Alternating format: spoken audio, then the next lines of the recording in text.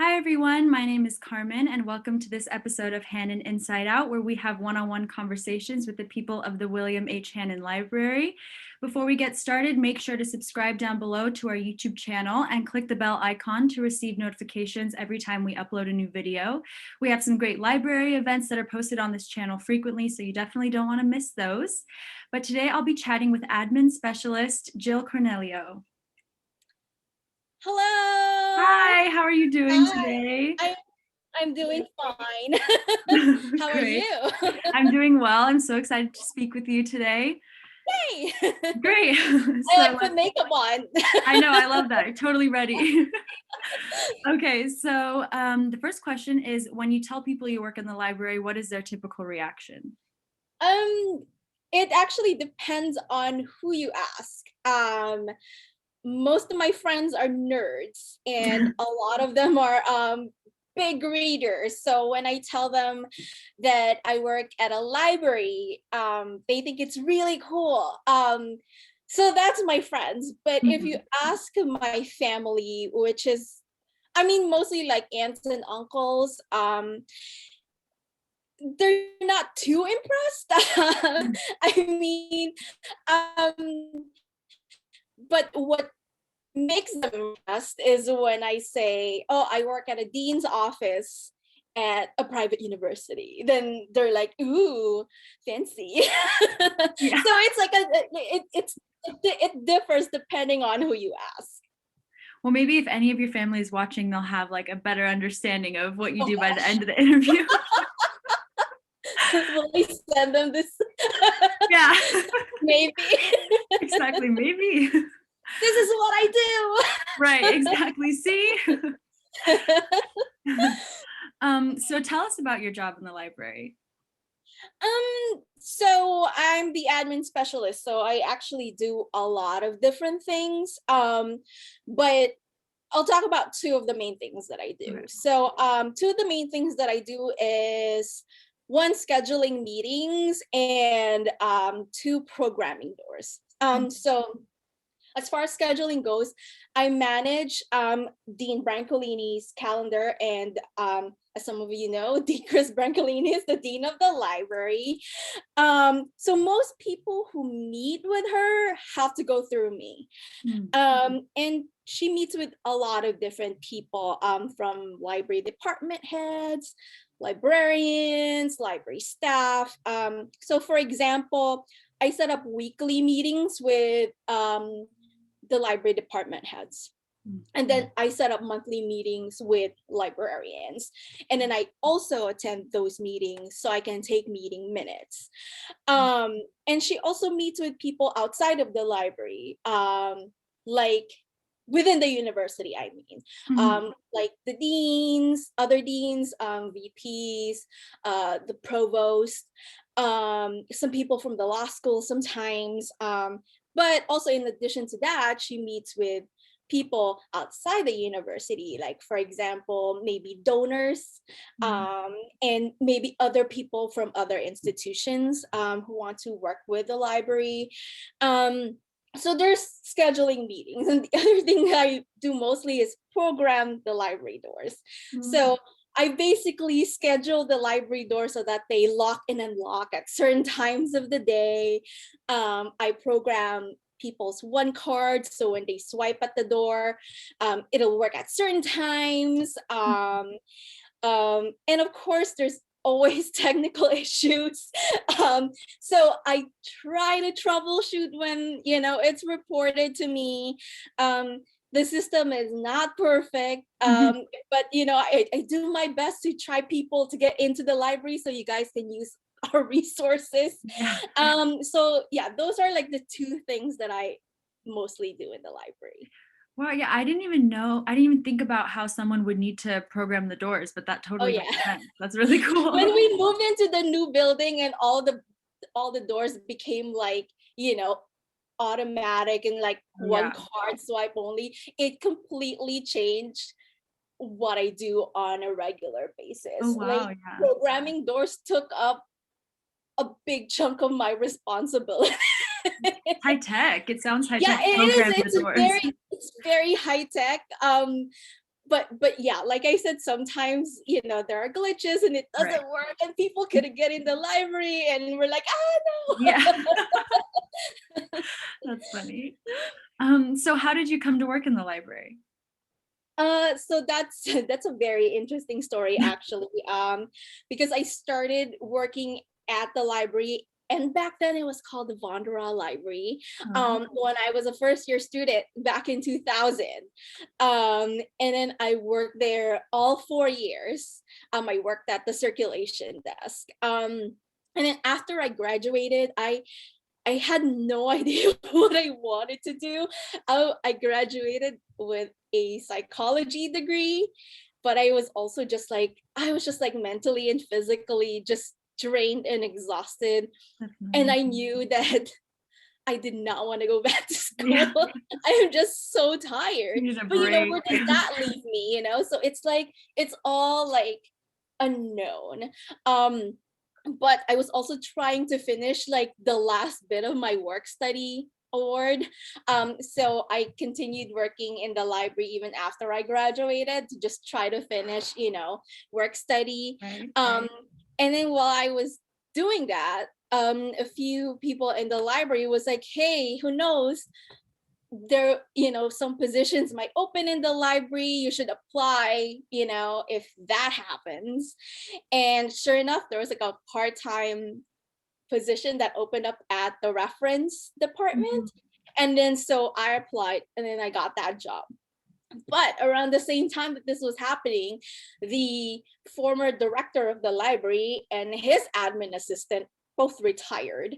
And then so the people in library administration were looking for just someone to help out while they're down, two people. And then since I was just working part-time at the reference, they were like, well, maybe she can help us out. So I'm like, sure, I'll help out. But eventually that admin assistant position needed to be full-time. And then I guess I was doing a good enough job that, they asked me if they would be interested in, if I would be interested in going full time. And I'm like, sure. So I left the reference and moved up to library administration full time. And 17 years later, I'm still here. So I love that's my it. story. It's kind of like right place, right time. It's a timing thing that in luck, you know what I'm saying? So, and Mhm. hard Yes, work. of course. Yeah, everything worked out in the end. And also the fact that there are alum working in the library always reminds me that the library is Oh definitely yeah. knows how to help the student body and is there for students and everything. Oh yeah. Some of us stick around.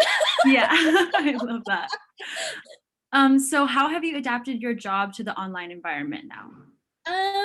So I think I've adapted fairly well.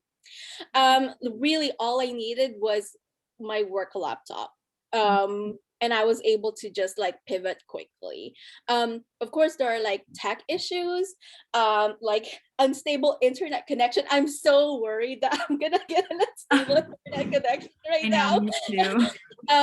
And other than, like Wi-Fi issues, there's just some programs that I have installed at my desktop at work, um, and that I can't really, or I don't want to install in like, my personal laptop. But there are workarounds, you can like, remotely connect to, your computer at work. So that worked out for me. But with regards to scheduling meetings, it's been a breeze actually because Zoom is readily available. So I don't have to find a conference room.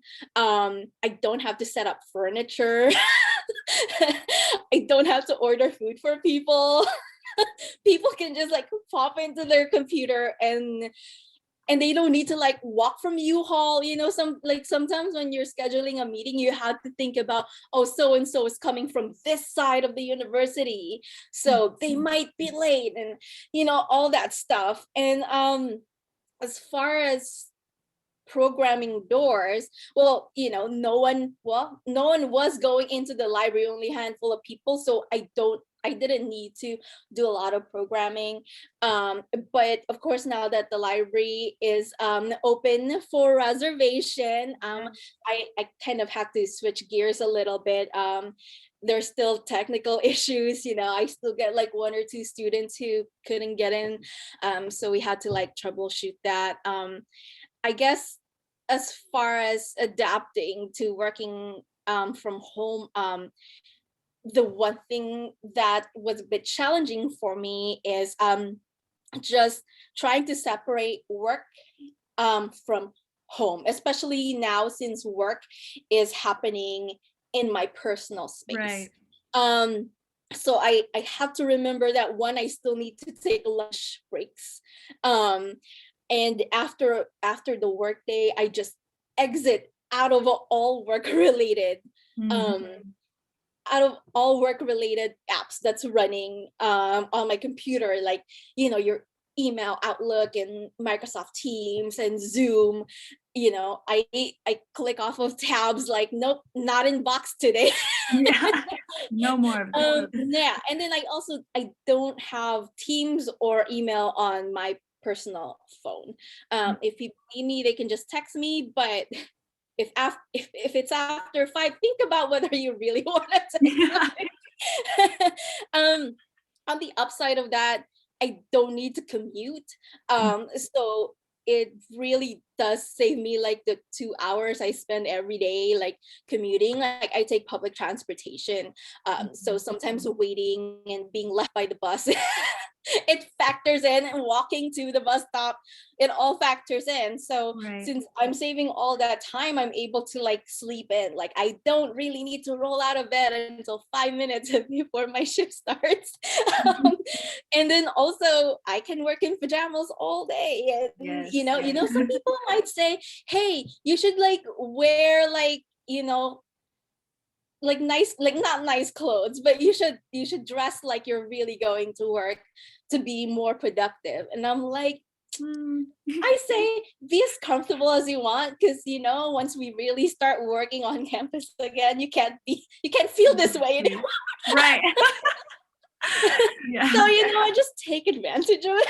Definitely, why not? I know, exactly, right? So yeah, that's how it is for me, like just trying to adapt.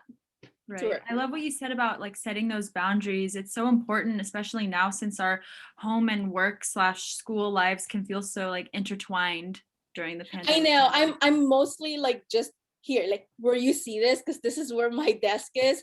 I very, very rarely like take my laptop to the living room, because I'm like, I watch TV there, after work. I don't want to like be on the couch watching TV and I'm thinking, oh, I was here and I was typing up this document. No. Right. Yeah. Completely detached. Yeah, exactly. So are there any departments in the library or throughout the university that you tend to work closely with? So, well, as I mentioned earlier, I schedule meetings for the dean of the library. So I'm in communication with library staff, other admins from other schools and colleges, people at the provost office at academic affairs. So there's that as far as scheduling goes. And then when it comes to doors, I kind of I also work with public safety and the one card office. So there's also that. So I get to work with them, especially when we're trying to fix an issue, because all our systems are connected. What else? Sometimes library staff also report maintenance problems to me. And then so that's when I would reach out to facilities management to get a ticket open or something like that. So yeah, depending on what I'm doing, I'm working with other units or other people, not just within the library, but on campus. Yeah, like a little bit of everywhere, kind of. Yeah. Cool. So for our final question, do you have any lasting words you'd like to leave for the LMU students and community? Oh, lasting words. Yes. Well, since we're like, on YouTube right now, follow us on social media. Yeah. Hit that like button. Yeah. Don't forget to subscribe. Our outreach and programming team, as well as our library staff, have been doing a great job just promoting fun and educational events for the LMU community. We feature a lot of good resources for remote learning, fun events, and really we're just really cool people. Yeah. Get in touch with us. We like to help you out in completing, achieving, doing whatever you need to do to get your schoolwork done. So yeah, like, come talk to us. Yes, definitely. Great advice. Yep. Well, thank you so much. If you have Oh, no any other questions or just want to learn more from Jill, you can email her at jill.cornelio@lmu.edu. Thank you to Jill for joining me today. Thank you, Carmen. I really enjoyed this. Make sure you follow us on Instagram and Twitter, like she said, at LMU Library, and go to library.lmu.edu to learn more about events coming up. And remember to subscribe to our YouTube channel and click the bell icon to be notified when we upload a new video.